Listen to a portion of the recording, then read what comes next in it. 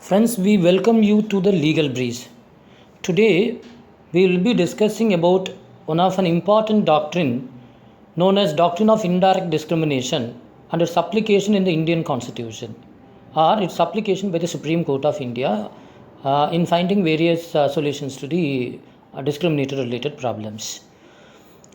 This doctrine has been successfully applied by the Honorable Supreme Court of India General, particularly Justice Dr. Chandrachud ji, in various cases such as Pavitra,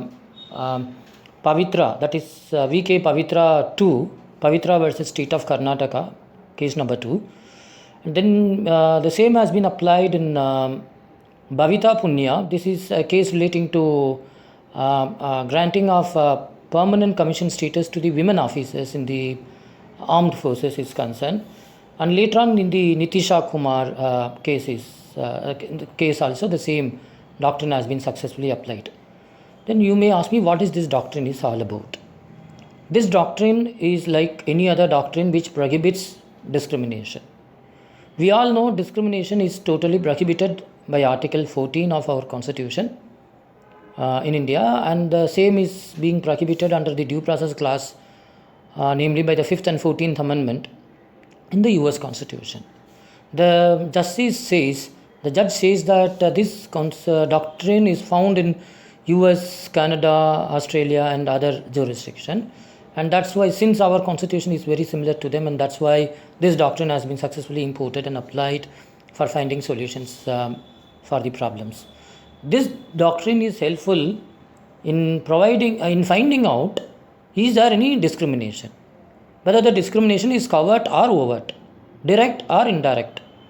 We all know the positive discrimination is not prohibited by Article 14. But indirect discrimination is prohibited by Article 14.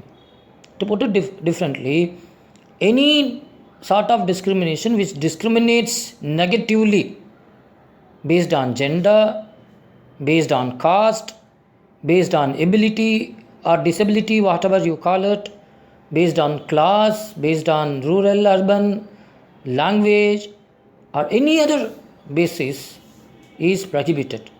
Discrimination is prohibited in all its forms and manifestations by Article 14. This judgment has been the landmark judgment again pertaining to this case law is, this doctrine is Sabarimala case. Say example, what Sabarimala Devasthanam is arguing. They say menstruating women are not allowed. Okay? Then what sort of discrimination it is? Women by nature, they are subjected to menstruation. Then if you say that is impossibility and impracticability. So since men is not subject to menstruation, the same standards they are applying. The same story or same standards or same attitude has been prevailing in the armed forces also. Say whatever standards they are applying to the man, they are applying the same standards to the women also in the name of equality. This has been found, this illegal practice has been found by the Supreme Court of India. They strongly condemned it, and they said this is what indirect discrimination is all about. In the name of applying standards, equal standards, you are indirectly discriminating the women in the armed forces. The same is applicable to the Sabarimala case also. So the same example, the CLAT, National Law Schools. They are asking certain questions to the students who are having eyesight. But the same questions cannot be answered by a student who does not have eyesight or vision, whatever you call it, or visually challenged. Then how can you say that I am applying equal standards?